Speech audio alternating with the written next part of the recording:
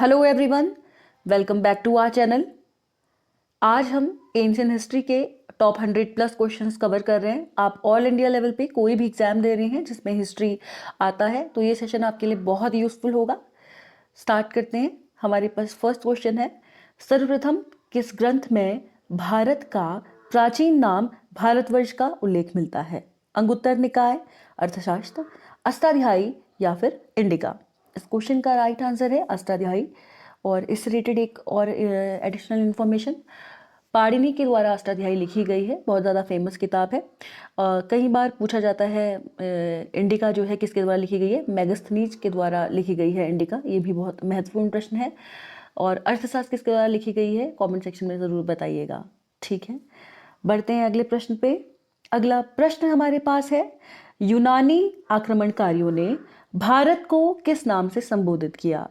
Indica, India, इंडिकॉन या फिर Indus? याद रखेंगे, यूनानी आक्रमणकारी जो थे उन्होंने भारत को इंडिया नाम से संबोधित किया था। Option number B will be the right answer. बढ़ते हैं अगले क्वेश्चन पे। अगला क्वेश्चन हमारे पास है, प्राचीन भारतीय इतिहास को जानने हेतु ऐतिहासिक जो आपके स्रोत थे उनको कितने भागों में बांटा गया था या विभाजित किया जाता है? 3, 4, 7 या फिर 9? तो अगर आप एंशियंट हिस्ट्री को जानना चाहेंगे तो जो जितने भी ऐतिहासिक स्रोत उस समय के हैं उनको 3 पार्ट्स में या 3 भागों में क्या किया गया है? विभाजित किया गया है। बढ़ते हैं नेक्स्ट क्वेश्चन पे। नेक्स्ट क्वेश्चन हमारे पास है, निम्नलिखित में से कौन एक वेदांग का अंग नहीं है? शिक्षा, कल्प, निरुक्त या फिर पाठ्य? तो इनमें से कौन है जो वेदांग का एक अंग नहीं है? देखिए, बहुत महत्वपूर्ण प्रश्न ये है।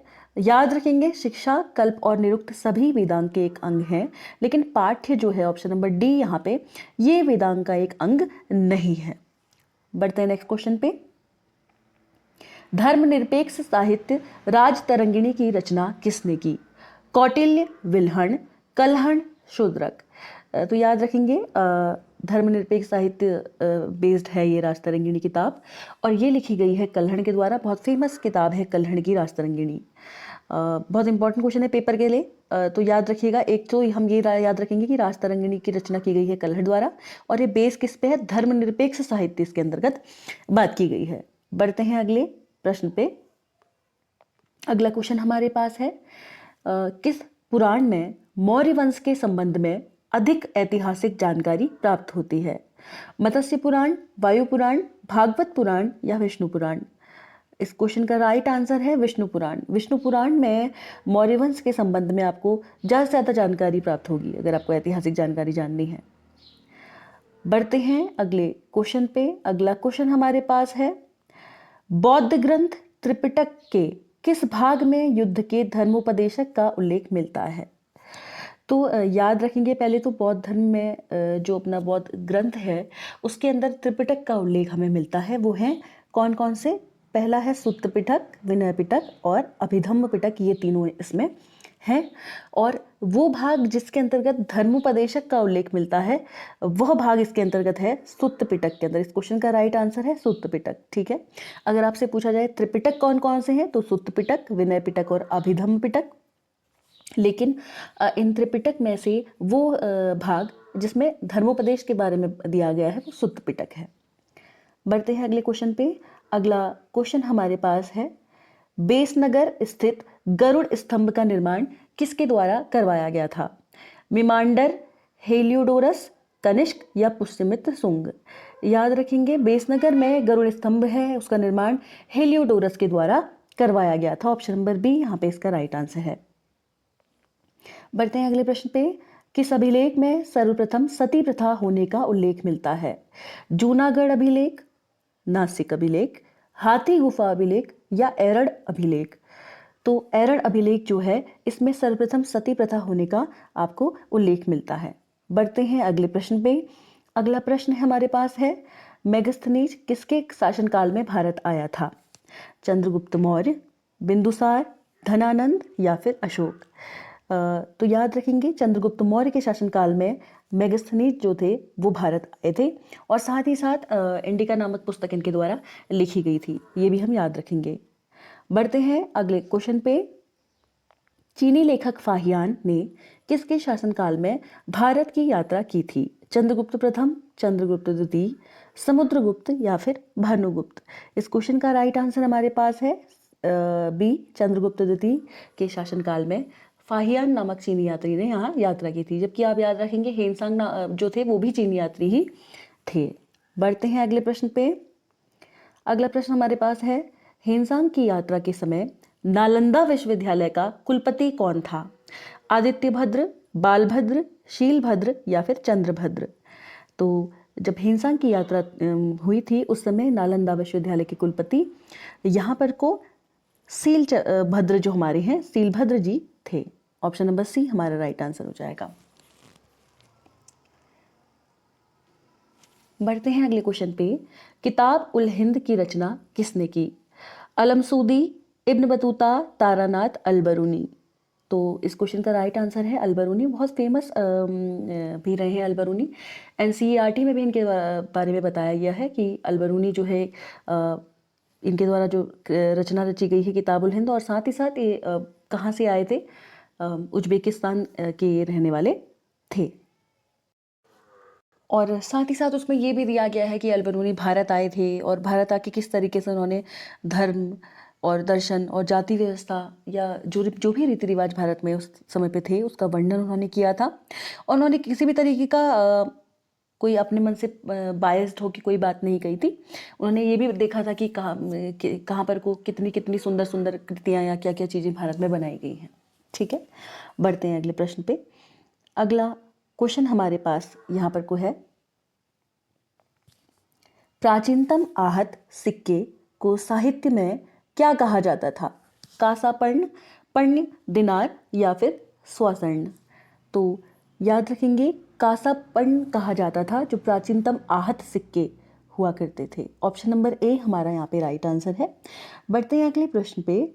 नेक्स्ट क्वेश्चन हमारे पास है, पूर्व पाषाण युग में मानव की जीविका का मुख्य आधार क्या था? कृषि, व्यापार, शिकार या फिर लेखन? तो याद रखेंगे पूर्व पाषाण जो युग था उस समय शिकार के जो मानव शिकार किया करता था वो ही उसका मुख्य आधार था। शिकार पे ही बेस्ड उसकी लाइफ उस टाइम पे थी। बढ़ते हैं अगले प्रश्न पे। पश्चिमोत्तर भारत के किस नदी घाटी क्षेत्र में पूरा पाषाण के साक्ष्य प्राप्त हुए हैं? सिंधु, झेलम, रावी या फिर सोहना?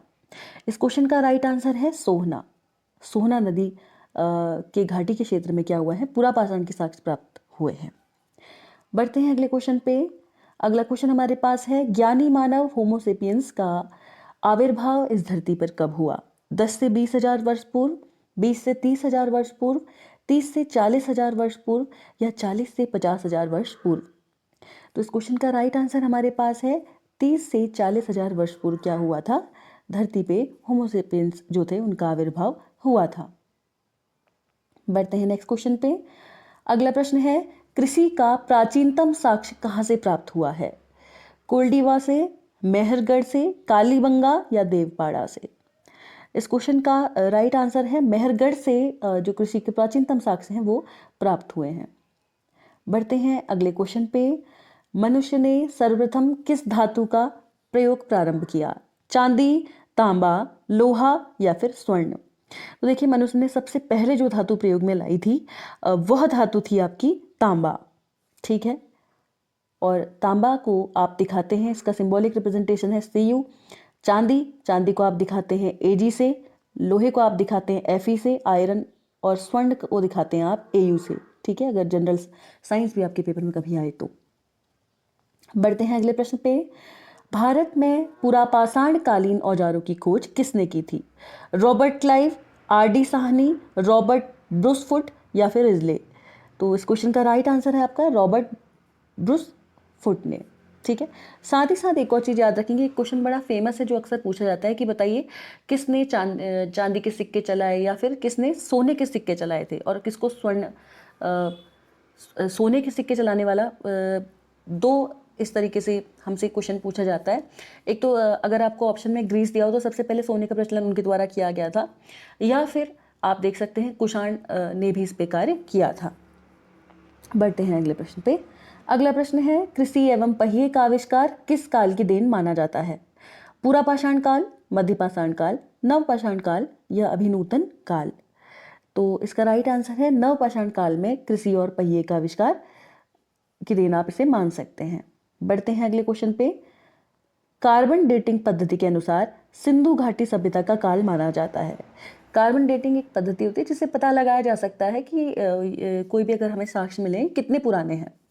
तो 2350 ईस्वी पूर्व से 1750 ईस्वी पूर्व, या 2150 से 1550, या फिर 1850 से 1250, या फिर 1750 से 1180। इस क्वेश्चन का राइट आंसर है 2350 से 1750 ईस्वी पूर्व जो है। अगर आप कार्बन डेटिंग की पद्धति के अनुसार देखेंगे तो सिंधु घाटी सभ्यता का काल इसे माना गया है, इतना पुरानी वो है। ठीक है, बढ़ते हैं अगले प्रश्न पे। स्वतंत्रता प्राप्ति के बाद भारत के किस राज्य में हड़प्पा संस्कृति के सर्वाधिक स्थल खोजे गए? हरियाणा, राजस्थान, गुजरात या फिर महाराष्ट्र। तो इसका राइट आंसर है गुजरात। और सबसे पुरानी अगर आप लेंगे ना संस्कृति या सभ्यता, सबसे पहले अगर हम देखें तो वो कौन सी है, कमेंट सेक्शन में बताइएगा। बढ़ते हैं अगले प्रश्न पे। सिंधु घाटी सभ्यता के स्थान पर वृहद स्नानागार के अवशेष मिले हैं, कौन सी जगह पे? लोथल में, कालीबंगा, सुरकोतड़ा या फिर मोहनजोदड़ो। तो इस क्वेश्चन का राइट आंसर है, देखिए मोहनजोदड़ो जो जगह है वहां से सिंधु घाटी सभ्यता के वृहद स्नानागार जो होते हैं उनके साक्ष्य मिले हैं। बढ़ते हैं अगले प्रश्न पे। सिंधु घाटी सभ्यता काल में कौन सी लिपि सर्वाधिक प्रचलित थी? किलाक्षर लिपि, भावचित्रात्मक लिपि थी, या फिर देवनागरी लिपि, या फिर आरमाइक लिपि। तो याद रखेंगे भावचित्रात्मक लिपि जो थी वह सिंधु घाटी सभ्यता में हमें सबसे ज़्यादा प्रचलित थी। ठीक है, तो इस क्वेश्चन का राइट आंसर हमारे पास हो जाएगा भावचित्रात्मक लिपि। बढ़ते हैं अगले क्वेश्चन पे। अगला क्वेश्चन है, सिंधु घाटी सभ्यता के किस स्थान पर सर्वप्रथम चावल के साक्ष्य प्राप्त हुए हैं? सुरकोतड़ा, कालीबंगा, लोथल या फिर चन्हुदड़ो। इस क्वेश्चन का राइट आंसर है लोथल से सर्वप्रथम चावल के साक्ष्य आपके प्राप्त हुए हैं। अगर आप सिंधु घाटी सभ्यता में देखेंगे तो लोथल से प्राप्त हुए हैं। नेक्स्ट क्वेश्चन, सिंधु घाटी सभ्यता की मुख्य फसलें निम्नलिखित में से कौन सी थी? गेहूं एवं मक्का, गेहूं एवं धान, धान एवं मक्का या फिर गेहूं एवं जौ। तो गेहूं एवं जौ जो थी ये सिंधु घाटी सभ्यता की मुख्य फसलें हुआ करती थी। नेक्स्ट क्वेश्चन, मेसोपोटामिया के साक्ष्यों में हड़प्पा स्थलों के लिए किस शब्द का प्रयोग किया गया है? दति या फिर सुवस्तु, मेलुहा या परुसणी। इस क्वेश्चन का राइट आंसर है मेलुहा शब्द का प्रयोग इसके अंतर्गत किया गया है। नेक्स्ट क्वेश्चन हमारे पास है, हड़प्पा संस्कृति का शासन किस वर्ग के हाथों में सीमित था? कृषक वर्ग, वणिक वर्ग, अभिजात वर्ग या सामान्य वर्ग। इस क्वेश्चन का राइट आंसर आपके पास है वणिक वर्ग। ऑप्शन नंबर बी हमारे पास इसका राइट आंसर हो जाएगा। बढ़ते हैं अगले क्वेश्चन पे। सिंधु घाटी सभ्यता के लोग किसे उर्वरता की देवी मानकर उसकी पूजा करते थे? गाय, धरती, स्वास्तिक या फिर मछली। याद रखेंगे इसका राइट आंसर आपके पास है ऑप्शन नंबर बी, धरती की पूजा। धरती को पूजते थे वो, धरती को ही देवी माना जाता था। ठीक है, इसे उर्वरता की देवी माना जाता था। बढ़ते हैं अगले क्वेश्चन पे। अगला क्वेश्चन हमारे पास है, सिंधु घाटी सभ्यता काल में मनका बनाने का कारखाना कहाँ स्थित था? कालीबंगा, धोलावीरा, लोथल, राखीगढ़ी। इस क्वेश्चन का राइट आंसर हमारे पास है लोथल। सिंधु घाटी सभ्यता में मनका बनाने का या मक्का बनाने का जो कारखाना था वो लोथल में स्थित था। बढ़ते हैं अगले प्रश्न पे। नेक्स्ट क्वेश्चन हमारे पास है, सिंधु घाटी सभ्यता के किस स्थान पर हल द्वारा जुते हुए खेतों के उल्लेख मिले हैं? चन्हुदड़ो, लोथल, बनावली या फिर कालीबंगा। इस क्वेश्चन का राइट आंसर हमारे पास है कालीबंगा। बढ़ते हैं अगले क्वेश्चन पर। हड़प्पा संस्कृति में आग में पकी हुई मिट्टी को क्या कहा जाता था? लेमलेटा, टेराकोटा, लेटेराइट या रायोलाइट। तो याद रखेंगे इस क्वेश्चन का आंसर है टेराकोटा। बहुत इंपॉर्टेंट क्वेश्चन है, बहुत सारे पेपरों में अक्सर आया है, रिपीटेड क्वेश्चन है। तो हड़प्पा संस्कृति में आग में पकी हुई मिट्टी को टेराकोटा कहा जाता था। ये बहुत इंपॉर्टेंट क्वेश्चन है, याद रखेंगे। बढ़ते हैं अगले प्रश्न पे। याद रखेंगे हड़प्पा से रिलेटेड हमारे पास जो मेन जगह हैं, एक है लोथल, जो कि अब से कभी कभी पूछा जाता है अभी लोथल वर्तमान में कहाँ पे है। तो याद रखेंगे वर्तमान में अगर बात करें लोथल जो है वो गुजरात में है, ठीक है। और प्राचीन सिंधु घाटी सभ्यता के प्रमुख शहरों में से एक है लोथल, ठीक है। और साथ ही साथ अगर हम बात करें हड़प्पा के बारे में, तो हड़प्पा जो है एक तो सिंधु घाटी सभ्यता इससे बहुत ज़्यादा रिलेटेड है, क्यों? क्योंकि एक इसका एक प्रमुख स्थल है। और अभी बात करें वर्तमान में कहाँ है, तो हड़प्पा अभी पाकिस्तान में है। और ये अगर आप बात करें शहरी नियोजन या ईंट के घरों और उन्नत जल निकास प्रणाली के लिए भी प्रचलित है। अब एक और जगह थी हमारे पास मोहनजोदड़ो। मोहनजोदड़ो जो जगह है ये भी वर्तमान में पाकिस्तान में है। और साथ ही साथ अगर बात करें यहाँ पर को ये फेमस किस चीज़ के लिए है मोहनजोदड़ो, तो आप अभी आपने एक क्वेश्चन भी देखा, इसके जो स्नानागार हैं बहुत महान स्नानागार इसमें है। और साथ ही साथ इसका जो शहरी लेआउट है वो भी काफ़ी प्रसिद्ध है। और अगर बात करें एक और जगह यहाँ से रिलेटेड है धोलावीरा, तो धोलावीरा क्या है, सिंधु घाटी सभ्यता का ही एक बहुत महत्वपूर्ण स्थल है। और ये कहाँ है अभी, गुजरात जो कि भारत के आप बात कर सकते हैं कच्छ के रण में स्थित है। और ये धोलावीरा जो है यहाँ पर कुछ जल संरक्षण प्रणाली है और बड़े बड़े जलाशय हैं जिसके लिए जाना जाता है। तो ये लाइनें भी आप याद रखेंगे। बढ़ते हैं अगले प्रश्न पे। अगला प्रश्न हमारे पास है, किस इतिहासकार का मानना था कि जलवायु परिवर्तन के कारण सिंधु घाटी सभ्यता का पतन हुआ? Martial, RL. Stine, M.R. Sahni या फिर व्हीलर? ठीक है, इस क्वेश्चन का राइट आंसर आपके पास है R L. Stine. Option number B हमारे पास इस क्वेश्चन का राइट आंसर है। तो याद रखेंगे इस क्वेश्चन का राइट आंसर है ऑप्शन नंबर बी। बढ़ते हैं अगले क्वेश्चन पे। नेक्स्ट क्वेश्चन हमारे पास है, सिंधु घाटी सभ्यता के पतन हेतु किसे एक प्रभावी कारण माना गया है? जलवायु परिवर्तन, आग, बाढ़ या फिर भूकंप? इस क्वेश्चन का राइट आंसर है बाढ़। सिंधु घाटी सभ्यता की अगर पतन की बात करें तो बाढ़ एक प्रमुख कारण था, ठीक है, याद रखेंगे। बहुत लोग कंफ्यूज हो जाते हैं जलवायु परिवर्तन में, लेकिन इसका राइट आंसर है बाढ़। अगला क्वेश्चन हमारे पास है, हड़प्पा कालीन किस स्थल पर पूर्णतः किलेबंदी का प्रमाण मिला है? चन्हुडड़ो, लोथल, धौलावीरा या कालीबंगा? तो इस क्वेश्चन का राइट आंसर हमारे पास है कालीबंगा। आई होप अब आप लोगों को ये चीज़ें क्लियर भी हो रही हो। लोथल गुजरात में है। बात करी जाए धोलावीरा की, धोलावीरा गुजरात में भारत के कच्छ के रण में स्थित है। एक और चीज़ मैंने मोहनजोदड़ो आपको बताया वर्तमान में पाकिस्तान में है, ठीक है। और हड़प्पा भी पाकिस्तान में क्या है आपका स्थित है। ये बहुत इंपॉर्टेंट है, पेपर के नज़रिए से ये चीज़ें कई बार पूछी गई हैं, इसलिए हमें ये चीज़ें याद रखनी है। और बात की जाए चन्हुदड़ो की, तो ये भी वर्तमान में पाकिस्तान में ही स्थित है। और कालीबंगा जो है, कालीबंगा आपके पास अगर एग्जैक्ट लोकेशन कालीबंगा की बताई जाए तो कालीबंगन जो है वो राजस्थान में आपका स्थित है, ठीक है। अब बढ़ते हैं अगले प्रश्न में। और साथ ही साथ कई बार ये पूछा जाता है ये है एक्चुअल में कहाँ पे स्थित है, उत्तरी राजस्थान में स्थित है, ये भी याद रखेंगे, हनुमानगढ़ जिले में, ठीक है। बढ़ते हैं अगले क्वेश्चन पे। मैक्स मुलर ने आर्यों का मूल स्थान कहाँ बताया था? पश्चिम एशिया, पूर्व एशिया, मध्य एशिया या फिर उत्तर एशिया? तो इसका राइट आंसर है मध्य एशिया, ठीक है। बढ़ते हैं अगले प्रश्न पे। नेक्स्ट क्वेश्चन हमारे पास है, आर्यों द्वारा विकसित वैदिक सभ्यता का स्वरूप कैसा था? नगरीय सभ्यता, ग्रामीण सभ्यता, मिश्रित सभ्यता या अल्प विकसित सभ्यता? इस क्वेश्चन का राइट आंसर आपके पास है ग्रामीण सभ्यता थी, जो कि आर्यों द्वारा वैदिक सभ्यता का स्वरूप था। पढ़ते हैं अगले क्वेश्चन पे। ऋग्वेदिक काल में परिवार के मुखिया को क्या कहा जाता था? विस्पति, राजन, कुलप, पितामह? इस क्वेश्चन का राइट आंसर हमारे पास है कुलप, ऑप्शन नंबर सी। कुलप ऋग्वेदिक काल में परिवार के मुखिया को कहा जाता था। बढ़ते हैं अगले क्वेश्चन पे। ऋग्वेद के किस सूक्त में 4 प्रमुख वर्णों का उल्लेख मिलता है? देव सूक्त, कल्प सूक्त, कुल सूक्त या फिर पुरुष सूक्त? तो इस प्रश्न का राइट आंसर हमारे पास है ऑप्शन नंबर डी, पुरुष सूक्त कहा जाता है ऋग्वेद में। सूक्त में जो 4 प्रमुख वर्ण हैं उन्हें, ठीक है। पुरुष सूक्त में इसका क्या मिलता है, उल्लेख मिलता है। बढ़ते हैं अगले क्वेश्चन में। लंबे समय तक विवाह नहीं करने वाली महिलाओं को ऋग्वेदिक काल में क्या कहा जाता था? रूपाजीव, देवरूपा, अमाजू या फिर रत्नी। इस क्वेश्चन का राइट आंसर है अमाजू। अगर लंबे समय तक कोई स्त्री ऋग्वैदिक काल में विवाह नहीं करती थी, अमाजू के नाम से उन्हें जाना जाता था। बढ़ते हैं नेक्स्ट क्वेश्चन पे।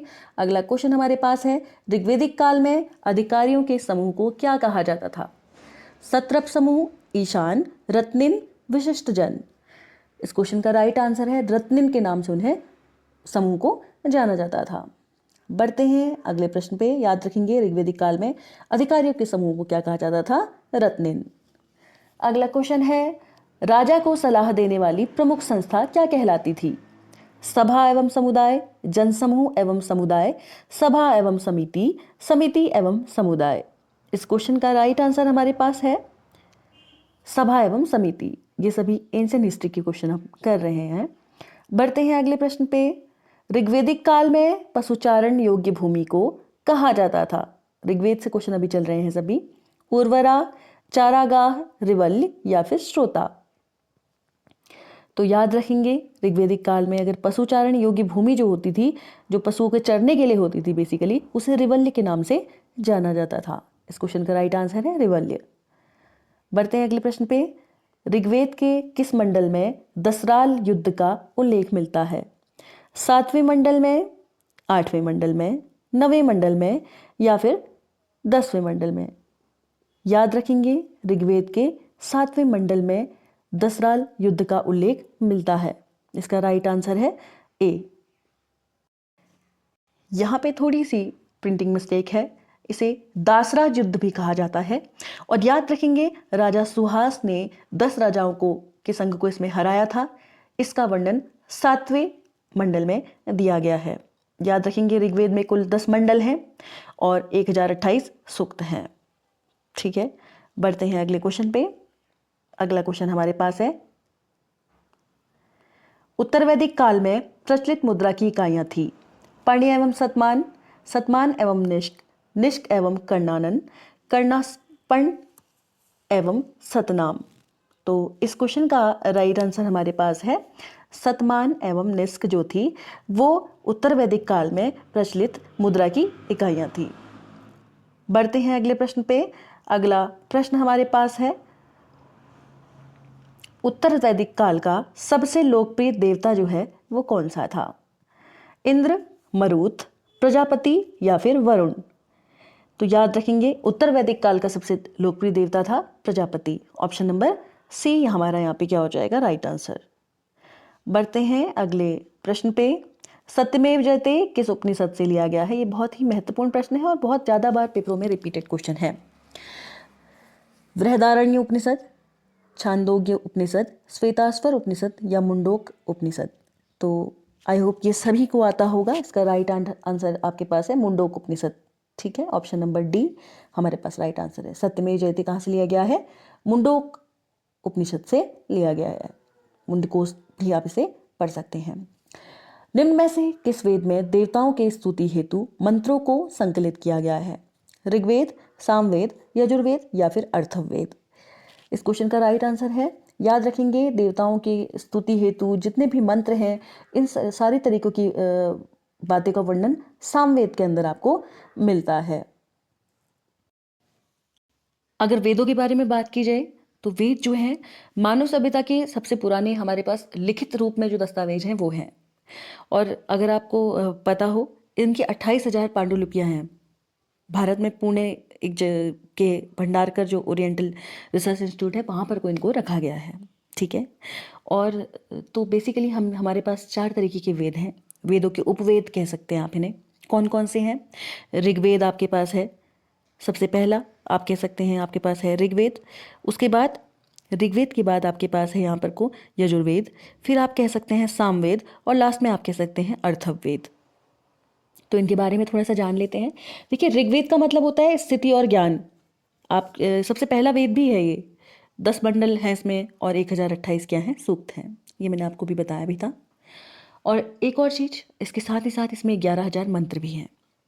इसके बाद बात करते हैं यजुर्वेद की। तो यजुर्वेद के बारे में होता है, यजुर्वेद से रिलेटेड अगर कहीं पे को आपके आएगा तो इसके अलावा यजुर्वेद में जो बात की गई है वो की गई है गतिशीलता, आकाश, इन सारी चीज़ों के बारे में इसमें बात किया गया है, यानी कि इसमें यज्ञ जो होते हैं उनकी विधियाँ क्या होती हैं, किस तरीके से यज्ञ किए जाते हैं, उनके बारे में इसके बारे में दिया गया है। ठीक है, अब बात की जाए यहाँ पर को सामवेद की, तो सामवेद का अर्थ होता है रूपांतरण और संगीत। इस वेद में आप देखेंगे कि सामवेद जो है इसमें गीतात्मक जो गीत से रिलेटेड चीज़ें हैं, संगीत इसको मूल मंत्र अपना ये मानता है। इसमें लगभग 1824 मंत्र भी दिए गए हैं और बाकी सब ऋग्वेद से ही लिए गए हैं, जबकि तो इसमें कुछ देवी देवताओं के बारे में भी जानने को मिलता है, जैसे कि सविता, अग्नि, इंद्र देवताओं, इनका जिक्र इसमें मिलता है। ये भी हम याद रखेंगे। और लास्ट हमारे पास है अर्थवेद, जिसके अंदर अगर हम बात करें तो इसमें विद्याएं जो होती हैं किससे रिलेटेड, जड़ी बूटियाँ, चमत्कार और आयुर्वेद आदि का जिक्र है अर्थवेद के अंदर। तो आई होप अब आप लोगों को ये सारी चीज़ें क्लियर हो गई हों, इसमें कोई डाउट आपके अंदर ना रहा हो इस क्वेश्चन से रिलेटेड। तो हम ये याद रखेंगे सामवेद में संगीत से रिलेटेड चीज़ों के बारे में दिया गया है, जबकि अगर बात करें यजुर्वेद में, तो यजुर्वेद में जो यज्ञ की विधियाँ होती हैं या यज्ञों में प्रयोग किए जा सकते हैं मंत्र वगैरह जो बेसिकली होते हैं, उनके बारे में बात किया गया है। जबकि देवताओं की स्तुति हेतु मंत्र किस में है, सामवेद में, वो जो गाने वगैरह होते हैं उनसे रिलेटेड। ठीक है, और जबकि वैसे अगर नॉर्मली मंत्रों से रिलेटेड पूछने में आएगा तो उसका आंसर क्या हो जाएगा आपका, यजुर्वेद। बढ़ते हैं अगले प्रश्न पे। किस पुराण को सर्वाधिक प्राचीन पुराण माना जाता है, विष्णु पुराण, मत्स्य पुराण, वायु पुराण या फिर गरुड़ पुराण? ठीक है, इस प्रश्न का राइट आंसर हमारे पास है ऑप्शन नंबर बी, मत्स्य पुराण। और अगर आपको हमारी वीडियोस अच्छी लग रही हैं तो प्लीज़ लाइक, शेयर, कमेंट और सब्सक्राइब भी साथ साथ करते रहिएगा, जिससे कि हमें मोटिवेशन मिलेगी और यूज़फुल कंटेंट हम आपके लिए लेके आते रहेंगे। बढ़ते हैं नेक्स्ट क्वेश्चन पे। नेक्स्ट क्वेश्चन हमारे पास है, उत्तर वैदिक काल में लोहे के साक्ष्य का उल्लेख सर्वप्रथम कहाँ से प्राप्त होता है? आलमगीरपुर से, बहावलपुर से, अंतररंजी खेड़ा से या फिर कौसाम्बी से? इसका राइट आंसर आपके पास है अतरंजी खेड़ा से। आपको उत्तर वैदिक काल की अगर बात करें उसमें लोहे के साक्ष्य थे, इसका उल्लेख मिलता है। बढ़ते हैं नेक्स्ट क्वेश्चन पे। अगला प्रश्न हमारे पास है, गायत्री मंत्र का संबंध निम्नलिखित में से किस ग्रंथ से है? ऋग्वेद, सामवेद, मुंडकोपनिषद या फिर अंगुत्तर निकाय? इस क्वेश्चन का राइट आंसर आपके पास हो जाएगा, संबंध के बारे में बात करें तो किसके अंदर से है, ऋग्वेद से। ठीक, बढ़ते हैं अगले क्वेश्चन पे। किस स्मृति ग्रंथ को सर्वाधिक प्राचीन माना जाता है? याज्ञवल्क्य स्मृति, ओस्मनम स्मृति, मनुस्मृति या फिर देवल स्मृति? बहुत इंपॉर्टेंट प्रश्न है, मनुस्मृति को सर्वाधिक प्राचीन माना जाता है। बढ़ते हैं अगले प्रश्न पे। कई बार पेपर में ये भी पूछा जाता है कि किस भाषा में है, तो कमेंट सेक्शन में बताइएगा। जैन धर्म के प्रथम तीर्थंकर कौन थे? पार्श्वनाथ, ऋषभदेव, अष्टनेमी या फिर महावीर? तो इसका राइट आंसर है ऋषभदेव। और साथ ही साथ आपको पता भी होगा ऋषभदेव जो थे, इन्हें आप एक तो भगवान ऋषभदेव के नाम से भी इन्हें जानते हैं, आदिनाथ के नाम से इन्हें जाना जाता है, आदिश जीना के नाम से भी इन्हें जाना जाता है, और ऋषभदेव को ही जैन धर्म का संस्थापक भी माना जाता है। और साथ ही साथ अगर हम बात करें जैन धर्म की, तो जैन धर्म के कितने तीर्थंकर थे? 24 तीर्थंकर थे। और साथ ही साथ एक चीज़ और याद रखेंगे, तीर्थंकर का अर्थ क्या है? देखिए, तीर्थंकर का अर्थ ये है जो जन्म मरण के चक्र से मुक्त हो जाता है, यानी कि जन्म मरण का जो चक्र होता है उससे मोक्ष तक के तीर्थ की जो यात्रा कर लेता है या रचना कर लेता है, उसे तीर्थंकर कहते हैं। बढ़ते हैं अगले प्रश्न पे। अगला प्रश्न हमारे पास है, किस जैन तीर्थंकर का निर्वाण सम्मेद शिखर पर हुआ था? ऋषभदेव, अजीतनाथ, पार्श्वनाथ या फिर महावीर? इस क्वेश्चन का राइट आंसर है पार्श्वनाथ, ऑप्शन नंबर सी। बढ़ते हैं अगले प्रश्न पे। अगला प्रश्न हमारे पास है, देखिए कई बार कोई क्वेश्चन में इस तरीके से भी आ जाता है कि 21वें तीर्थंकर कौन थे, तो याद रखना नमीनाथ जी जो थे वह थे। अगला प्रश्न हमारे पास यहाँ पर को है, आई होप इसका तो आंसर आपको पता चल गया हो, जैन तीर्थंकर का अच्छा, यह प्रश्न हमारे पास कह रहा है जैन तीर्थंकर जो थे उनका निर्वाण सम्मेद शिखर पे हुआ था। किनका हुआ था ये? इस क्वेश्चन का राइट आंसर हमारे पास था पार्श्वनाथ। और अगला प्रश्न हमारे पास है, जैन धर्म के अंतिम तीर्थंकर महावीर ने अपना पहला उपदेश कहाँ दिया था? पाटलिपुत्र, पावापुरी, वल्लभी या फिर राजगृह? इस क्वेश्चन का राइट आंसर है राजगृह। बढ़ते हैं अगले प्रश्न पे। अगला प्रश्न हमारे पास है, जैन तीर्थंकरों के जीवन चरित्र पर आधारित ग्रंथ कल्पसूत्र की रचना किसने की थी? याद रखेंगे, जैन तीर्थंकरों के जीवन चरित्र पर आधारित है कौन सा ग्रंथ? कल्पसूत्र। इसकी रचना किसके द्वारा की गई है? हेमचंद्र सूरी, अमोघवर्ष, भद्रबाहु या समाश्रवण? इस क्वेश्चन का राइट आंसर है भद्रबाहु के द्वारा ये रचना की गई है। बढ़ते हैं अगले प्रश्न पे। अगला प्रश्न हमारे पास है, जैन साहित्यों को मूलतः किस नाम से जाना जाता है? प्रगम, कल्प, आगम या फिर सांख्य दर्शन? इस प्रश्न का राइट आंसर है आगम नाम से जैन साहित्यों को मूलतः जाना जाता है। बढ़ते हैं अगले प्रश्न पे। अगला प्रश्न हमारे पास है, तो ये जो प्रश्न है, गौतम बुद्ध ने अपना पहला उपदेश कहाँ दिया था? सारनाथ, कौशल, वैशाली या फिर कौशाम्बी? तो ये जो क्वेश्चन है, याद रखिएगा, गौतम बुद्ध ने अपना पहला उपदेश दिया था सारनाथ में। इसका राइट आंसर है सारनाथ। इसी के साथ साथ हम ये भी याद रखेंगे इनसे रिलेटेड चीज़ें, जो कि महाबोधि मंदिर है, जो कि गौतम बुद्ध ने बौद्ध धर्म के अपने दिव्य ज्ञान को जब दुनिया में प्रचारित किया था, उसके स्मारक तौर पे बनाया गया है। और ये मंदिर जो है अभी बोध गया में स्थित है। बहुत ज़्यादा बार इसे पूछा गया है और 2002 में यूनेस्को के विश्व धरोहर स्थल में भी इसे शामिल कर लिया गया था। ठीक है। और एक और चीज़, एक क्वेश्चन पेपर में बहुत आता है, कालचक्र जो है किस धर्म से जुड़ा हुआ है? तो कालचक्र भी गौतम बुद्ध से या फिर आप कह सकते हैं बुद्ध धर्म से जुड़ा हुआ है कालचक्र। ठीक है, बौद्ध धर्म द्वारा ही इसे लिया गया है। ये भी हम याद रखेंगे।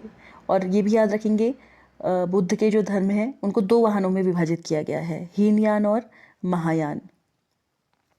साथ ही साथ त्रिपिटक जो हैं वो भी बौद्ध धर्म से रिलेटेड हैं, जिसके अंतर्गत 3 चीज़ें आपको मैंने बताई थी, विनय पिटक, सुत्त पिटक और अभिधम्म पिटक। इनमें से आप क्रम आगे पीछे कर सकते हैं। और साथ साथ सबसे ज़्यादा महत्वपूर्ण प्रश्न इसका जो पेपर में आता है कि बौद्ध में इनकी जो त्रिपिटक की भाषा है वो पाली है, और जो परिषद या जो लगी थी, पहला, दूसरा, तीसरा और चौथा जो परिषद लगा था, वो कौन कौन से स्थान पे लगा था और किसके द्वारा आयोजित थी, यह प्रश्न भी पेपर में आता है। तो पहला परिषद जो था ये राजगृह में था और अजातशत्रु द्वारा आयोजित था। दूसरा वैशाली में था, जो कि कालाशोक द्वारा आयोजित था। तीसरा पाटलिपुत्र में था, जो कि अशोक द्वारा आयोजित था। और चौथा कश्मीर में, जो कि कनिष्क द्वारा आयोजित था। ये भी हम याद रखेंगे, बहुत इंपॉर्टेंट है। और याद रखेंगे, गौतम बुद्ध ने अष्टांगिक मार्गदर्शन को प्रतिपादित किया है। बढ़ते हैं अगले प्रश्न पे। बुद्ध ने निम्नलिखित में से किस स्थान पर सबसे अधिक उपदेश दिए? सारनाथ, श्रावस्ती, वैशाली या फिर बोध गया? ये बहुत महत्वपूर्ण प्रश्न है। इस प्रश्न का राइट आंसर है श्रावस्ती। यहाँ पर को बुद्ध ने सबसे अधिक अपने उपदेश दिए थे, जिसे कि कौशल देश की राजधानी के रूप में भी जाना जाता है। बढ़ते हैं नेक्स्ट प्रश्न पे। अगला प्रश्न है, प्रथम बौद्ध संहिता का आयोजन किसके शासनकाल में हुआ था? कालाशोक, अजातशत्रु, अशोक या फिर कनिष्क? तो ये जो प्रश्न है इसका राइट आंसर है अजातशत्रु,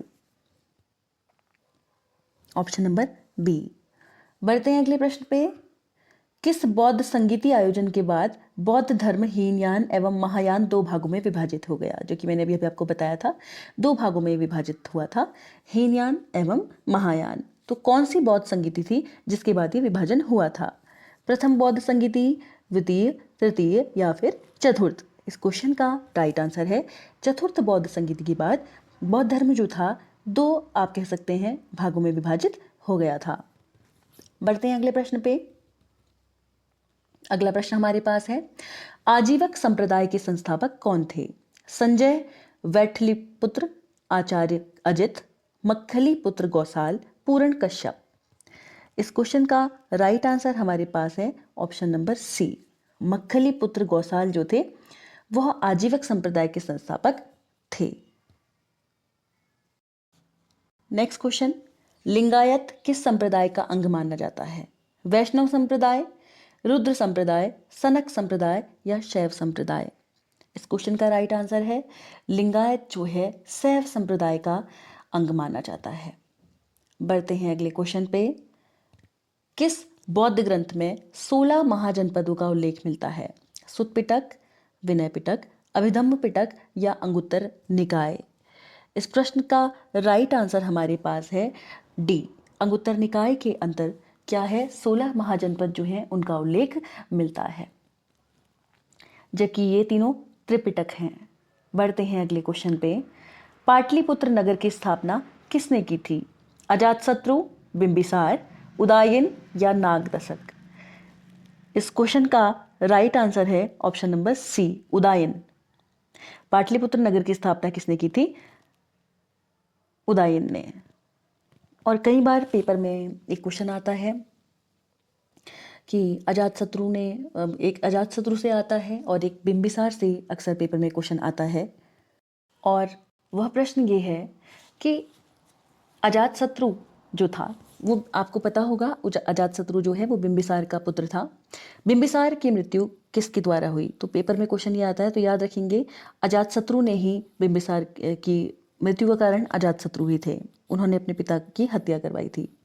और साथ ही साथ एक प्रश्न, उदयन जो है ये कौन थे? उदयन जो है ये अजातशत्रु के पुत्र थे। अजातशत्रु मगध का राजा था और उनके पुत्र थे उदयन। और साथ ही साथ याद रखेंगे उदयन ने क्या करा था? पाटलिपुत्र नगर की स्थापना की थी। बढ़ते हैं अगले प्रश्न पे। पुराणों में मगध साम्राज्य के किस शासक को सर्वसत्रांतक, क्षत्रियों का नाश करने वाला कहा गया है? बिंबिसार, अजातशत्रु, महापद्म नंद या फिर घनानंद? इस क्वेश्चन का राइट आंसर हमारे पास है महापद्म नंद को कहा गया है सर्वसत्रांतक, यानी कि क्षत्रियों का नाश करने वाला। ठीक है, बढ़ते हैं अगले प्रश्न पे। मगध साम्राज्य के किस शासक को पितृहंता कहा जाता है? अजातशत्रु, चंद्रगुप्त मौर्य, महापद्म नंद या फिर धनानंद? ठीक है, या घनानंद, जो भी आप इसे प्रोनाउंस करेंगे। इस क्वेश्चन का राइट आंसर है अजातशत्रु, जो कि मैंने आपको बताया भी था अभी। पितृहंता क्यों? क्योंकि पिता की हत्या इनके द्वारा ही की गई थी, इसलिए पितृहंता भी इन्हें कहा जाता है। ठीक है, इसे याद रखेंगे। जबकि याद रखेंगे एक और क्वेश्चन, उदयन जो थे इनके अजातशत्रु के बेटे, उन्हें उदयभद्र के नाम से जाना जाता है। बढ़ते हैं अगले प्रश्न पे। सीरियाई राजदूत डायमेकस किसके शासनकाल में भारत आया था? चंद्रगुप्त मौर्य, बिंदुसार, अशोक या फिर घनानंद? इस क्वेश्चन का राइट आंसर है बिंदुसार, ऑप्शन नंबर बी। बढ़ते हैं अगले प्रश्न पे। अशोक के अभिलेख किन लिपियों में उत्कीर्ण हैं? ब्राह्मी, आरामाइक, खरोष्टी, ये सभी? इस क्वेश्चन का राइट आंसर है अशोक के जो अभिलेख हैं वो ब्राह्मी में भी हैं, खरोष्टी में भी हैं, आरामाइक में भी हैं, अर्थात ये सभी उसमें मिलते हैं, सभी लिपियों में मिलते हैं। इसके साथ ही साथ यहाँ पर तो ऑप्शन में ब्राह्मी, खरोष्टी और अरामाइक ही हैं, लेकिन आप लोग याद रखेंगे इसे यूनानी लिपि में भी अशोक के अभिलेख पाए गए हैं। यानी कि अशोक के जो अभिलेख हैं वो कुल 4 लिपियों में पाए गए हैं, जिनमें से कि ब्राह्मी, अरामाइक, खरोष्टी व यूनानी लिपि है। ठीक है, ये भी हम याद रखेंगे, ये बहुत महत्वपूर्ण है। और इसके साथ साथ शिलालेख, लघु शिलालेख, स्तंभलेख एवं लघुलेख जो है ये ब्राह्मी लिपि में हैं। ये भी प्रश्न कभी कभी पूछ लेता है। बढ़ते हैं अगले प्रश्न पे। मौर्य प्रशासन में शीर्ष अधिकारियों को क्या कहा जाता था? तीर्थ, मंत्रिमंडल, विषयक या फिर संस्था? इस प्रश्न का राइट आंसर हमारे पास है तीर्थ। मौर्य प्रशासन में शीर्ष अधिकारी जो होते थे उन्हें तीर्थ नाम से जाना जाता था। इस क्वेश्चन का राइट आंसर है तीर्थ। बढ़ते हैं अगले प्रश्न पे। द्वितीय बौद्ध संगति का आयोजन कहाँ किया गया था? राजगृह, पाटलिपुत्र, वैशाली या फिर श्रीनगर? इस क्वेश्चन का राइट आंसर है वैशाली, ऑप्शन नंबर सी। बढ़ते हैं अगले प्रश्न पे। सिकंदर के आक्रमण के समय मगध साम्राज्य का शासक कौन था? पद्मनंद, घनानंद, कालाशोक या फिर चंद्रगुप्त मौर्य? इस प्रश्न का राइट आंसर है ऑप्शन नंबर बी, घनानंद जो थे वो सिकंदर के आक्रमण के समय मगध साम्राज्य के शासक थे। बढ़ते हैं अगले प्रश्न पे। कलिंग युद्ध के बाद अशोक ने किस बौद्ध भिक्षु से बौद्ध धर्म की दीक्षा ली थी? नागसेन, भानुगुप्त, पुरुगुप्त या फिर उपगुप्त? इस क्वेश्चन का राइट आंसर आपके पास है ऑप्शन नंबर डी। उपगुप्त से कलिंग युद्ध के बाद अशोक ने क्या किया था? बौद्ध धर्म की दीक्षा ली थी। हम याद रखेंगे इस प्रश्न को क्योंकि ये महत्वपूर्ण है पेपर की दृष्टि से। बढ़ते हैं अगले प्रश्न पे। नेक्स्ट प्रश्न हमारे पास है, शासन के कितने वर्षों के बाद अशोक ने बोध गया की यात्रा की? 10वें वर्ष, 12वें वर्ष, 13वें वर्ष या फिर 15वें वर्ष? इस क्वेश्चन का राइट आंसर है ऑप्शन नंबर ए, 10वें वर्ष। अपने शासन के 10 वर्ष के बाद अशोक ने क्या की थी? बोध गया नामक जगह की यात्रा की थी। बढ़ते हैं अगले प्रश्न पे। अशोक के अभिलेखों को सर्वप्रथम किसने पढ़ा था? मैक्स मूलर ने, जेम्स प्रिंसेप, कर्नल टाड या डी.आर. शाह ने? इस क्वेश्चन का राइट आंसर हमारे पास है जेम्स प्रिंसेप ने अशोक के अभिलेखों को सर्वप्रथम पढ़ा था। बढ़ते हैं अगले प्रश्न पे। मौर्य शासनकाल के दौरान भू राजस्व की दर निर्धारित की गई थी? 1/2 भाग, 1/4 भाग, 1/6 या फिर 1/8 भाग? इस क्वेश्चन का राइट आंसर है, देखिए मौर्य शासनकाल के दौरान भू राजस्व जो था उसकी दर 1/6 भाग या 1/6 पार्ट जो थी वो निर्धारित की गई थी उसकी रेट। ठीक है, बढ़ते हैं अगले प्रश्न पे। अगला प्रश्न हमारे पास है, राजकीय टकसाल के अधिकारी को क्या कहा जाता था? टकसाल अध्यक्ष, मुद्रायण अध्यक्ष या फिर लक्षणाध्यक्ष या फिर कर्षाणाध्यक्ष? इस क्वेश्चन का राइट आंसर हमारे पास है लक्षणाध्यक्ष, ऑप्शन नंबर सी कहा जाता था राजकीय टकसाल के अधिकारी को। बढ़ते हैं अगले प्रश्न पे। भरहूत स्तूप का निर्माण किसने करवाया था? अशोक, पुष्यमित्र सुंग, देवभूमि या सुशर्मा? इस क्वेश्चन का राइट आंसर आपके पास है पुष्यमित्र सुंग, ऑप्शन नंबर बी। बढ़ते हैं अगले प्रश्न पे। सुदर्शन झील का जीर्णोद्धार किस शक शासक ने करवाया था? बहुत महत्वपूर्ण प्रश्न है। मियांडर, रुद्रदामन, मिथेडेट्स या कुजुल कड डफिसिस? ठीक है, ये जो प्रश्न है इस प्रश्न का आपके पास राइट आंसर है रुद्रदामन ने क्या करवाया था? सुदर्शन झील का जीर्णोद्धार कराया था, जो कि एक शक शासक था। बढ़ते हैं अगले प्रश्न पे। गांधार एवं मथुरा शैली का विकास किसके शासनकाल में सर्वाधिक हुआ? रुद्रदामन, वशिष्ठिपुत्र पुलुमावी, कनिष्क या फिर मियांडर? इस प्रश्न का राइट आंसर है आपके पास ऑप्शन नंबर सी, कनिष्क के शासनकाल में क्या हुआ था? मथुरा शैली और गांधार का विकास सर्वाधिक हुआ। बढ़ते हैं अगले प्रश्न पे। दक्षिण के चेर वंश का प्रतीक था? मछली, मंडप, धनुष या फिर तलवार? इस प्रश्न का राइट आंसर हमारे पास है धनुष, ऑप्शन नंबर सी। बढ़ते हैं अगले प्रश्न पे। प्राचीन चोल वंश के संस्थापक कौन थे या किन्हें माना जाता है? चोल वंश के संस्थापक किन्हें माना जाता है? कारिकाल, राजेंद्र प्रथम, विजयालय या फिर कुलोतुंग? इस प्रश्न का राइट आंसर हमारे पास है कारिकाल को चोल वंश का संस्थापक माना जाता है। ठीक है, याद रखेंगे प्राचीन चोल वंश का संस्थापक कारिकाल। बढ़ते हैं अगले प्रश्न पे। अगला प्रश्न हमारे पास है, किस पांड्य शासक ने रोमन सम्राट अगस्टस के दरबार में अपना दूत भेजा था? जेमजेलियन, नेंडुजेलियन, तोलकाप्ती चट या फिर नकरीरर? इस क्वेश्चन का राइट आंसर हमारे पास है नेंडुजेलियन के द्वारा क्या किया गया था? रोमन सम्राट अगस्त के दरबार में इन्होंने अपना दूत भेजा था। बढ़ते हैं अगले प्रश्न पे। पांड्य राजवंश की राजधानी कहाँ थी? कावेरीपट्टम, कपाटपुरम, मदुरई या फिर तंजौर? तो ये जो प्रश्न है इस प्रश्न का राइट आंसर हमारे पास है मदुरई। ठीक है, आप लोगों ने मदुरई का मीनाक्षी टेम्पल आप लोगों को ने पढ़ा भी होगा, बहुत ही ज़्यादा महत्वपूर्ण पेपर की दृष्टि से। क्वेश्चन नंबर 86 हमसे कहता है, गुप्त साम्राज्य का वास्तविक संस्थापक कौन किसे कहा जाता है? श्रीगुप्त, चाणक्य, चंद्रगुप्त प्रथम या चंद्रगुप्त द्वितीय? तो इस क्वेश्चन का आंसर है गुप्त साम्राज्य का जो वास्तविक संस्थापक माना जाता है वो माना जाता है चंद्रगुप्त प्रथम को, ऑप्शन नंबर सी। बढ़ते हैं नेक्स्ट क्वेश्चन पे। किस गुप्त शासक को भारत का नेपोलियन कहा जाता है? ये क्वेश्चन इंपॉर्टेंट है, मोस्टली रिपीटेड है पेपर्स में। चंद्रगुप्त प्रथम, समुद्रगुप्त, चंद्रगुप्त द्वितीय या फिर कुमारगुप्त?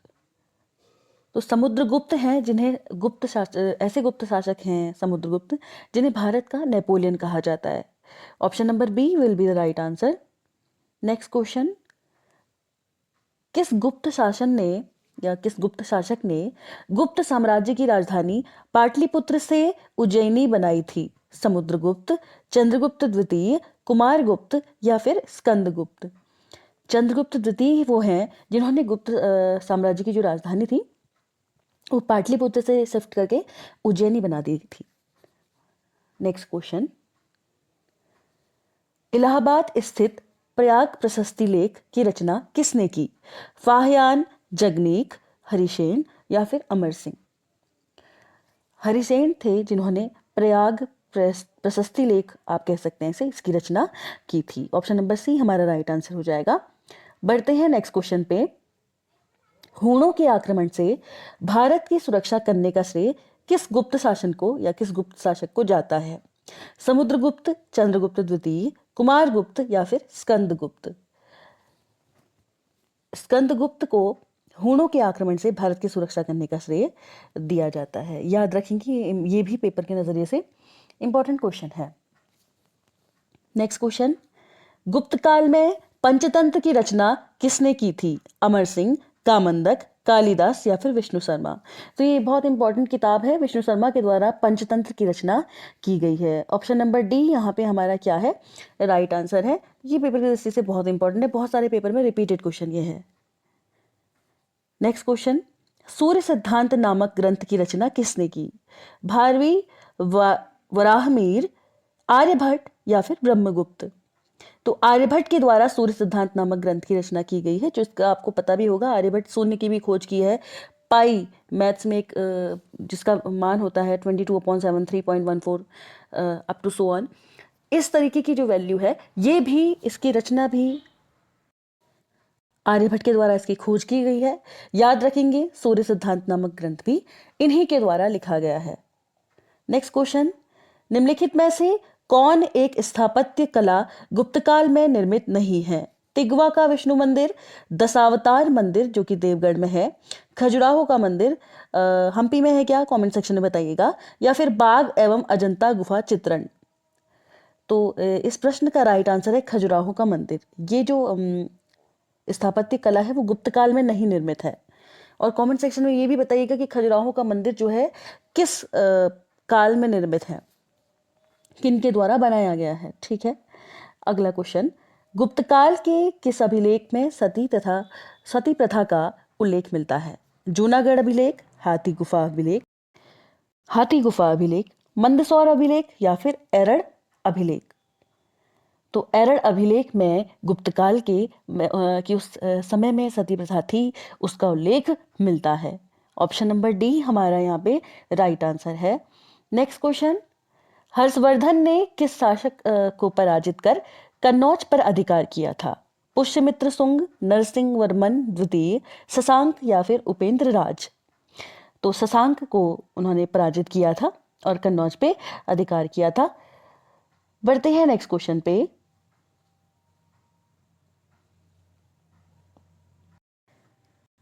निम्न में से कौन एक रचना स्वयं हर्षवर्धन की नहीं है? प्रियदर्शिका, नागानंद, रत्नावली या फिर हर्षचरित? तो आई होप ये आप लोगों को पता भी होगा। ऑप्शन नंबर डी जो है हर्षचरित, ये इनकी खुद की रचना नहीं है हर्षवर्धन की, जो कि बाणभट्ट के द्वारा लिखी गई है। बहुत फेमस किताब है। कादम्बरी, चिदम्बरा किसके द्वारा लिखी है, कमेंट सेक्शन में बताइएगा। कादम्बरी भी बहुत महत्वपूर्ण किताब है। ये कुछ किताबें हैं जो पेपर में आती हैं। और हर्षचरित के जो है बाणभट्ट के द्वारा लिखी गई है, ये भी पेपर में आती है। जैसे कि पंचतंत्र जो है विष्णु शर्मा के द्वारा लिखी गई है। तो इस तरीके की पेपर में आई हुई किताबें हैं।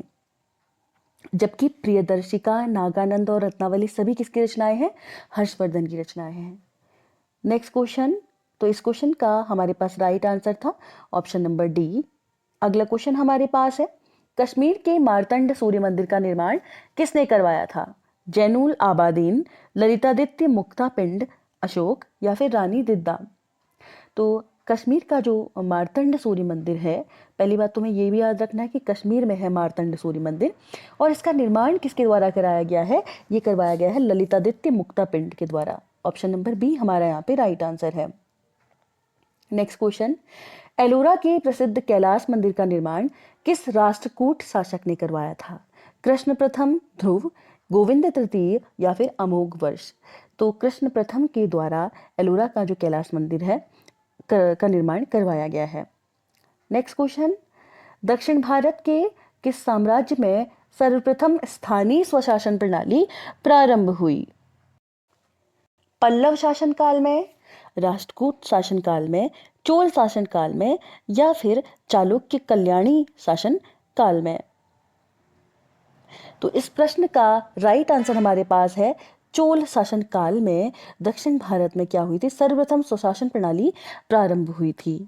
बढ़ते हैं अगले प्रश्न पे, और अगला प्रश्न जो कि अंतिम प्रश्न है यह है महाबलीपुरम स्थित एकाश्म मंदिर। पहली बात तो महाबलीपुरम में एकाश्म मंदिर है, ये हम याद रखेंगे, जिसे रथ मंदिर के नाम से भी जाना जाता है। इसका निर्माण किसने करवाया? सिंह विष्णु, नरसिंह वर्मन प्रथम, महेंद्र वर्मन प्रथम या फिर नरसिंह वर्मन द्वितीय? तो याद रखेंगे इस प्रश्न का राइट आंसर है नरसिंह वर्मन प्रथम। ऑप्शन नंबर बी हमारा यहाँ पे राइट आंसर है। महाबलीपुरम में जो स्थित एकाश्म मंदिर है, जिसे रथ मंदिर के नाम से भी जाना जाता है, इसका निर्माण नरसिंह वर्मन प्रथम के द्वारा करवाया गया है, जो कि महाबलीपुरम में स्थित है। तो कैसा लगा आज का सेशन आपको? कमेंट सेक्शन में कमेंट करके ज़रूर बताइएगा। अगर वीडियो इन्फॉर्मेटिव हो, अच्छी लगे, तो please do like, share, comment and subscribe our channel so that we can get motivated and create such good content for you. और भी हम वीडियोस लाने की कोशिश करेंगे। ये एंशियंट हिस्ट्री पे बेस्ड 100 क्वेश्चंस थे, फिर मिडाइवल और modern history as well polity, economics, सभी की हम वीडियो लाने की कोशिश करेंगे, क्योंकि आपके जितने भी एग्ज़ाम हैं, चाहे आप बीएड टीचिंग रिलेटेड दे रहे हैं, डीएलएड दे रहे हैं, एलिमेंट्री एजुकेशन रिलेटेड दे रहे हैं, या फिर आप एसएससी, रेलवे, कोई भी एग्ज़ाम दे रहे हैं सेंट्रल लेवल पे, ये आपके लिए बहुत यूज़फुल रहेगा। Thank you.